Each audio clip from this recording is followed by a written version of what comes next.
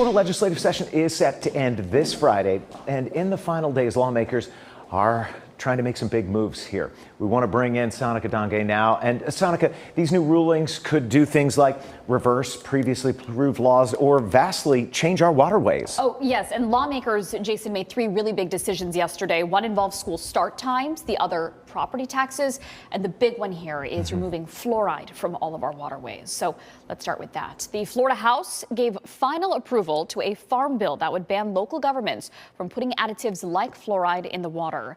Cities and counties across the state have been recently debating over ending the decades-old practice of adding fluoride to public water to improve dental health. GOP Representative Danny Alvarez says government agencies should not decide whether to put drugs and chemicals in people's bodies.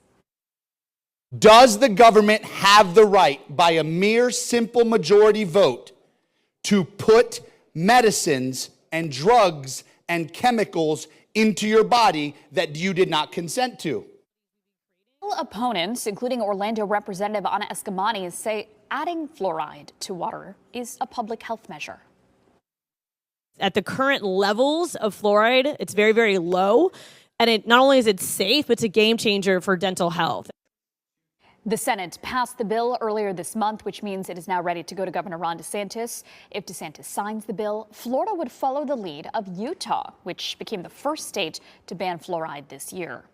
Also yesterday, State House Speaker Daniel Perez announced the creation of a select committee to look at potential property tax changes that could go before voters next year.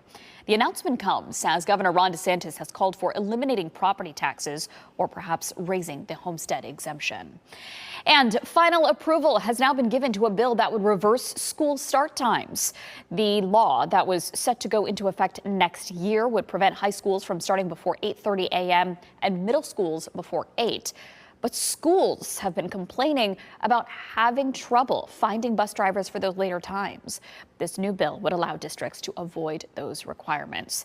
That is now heading to the governor. Meredith?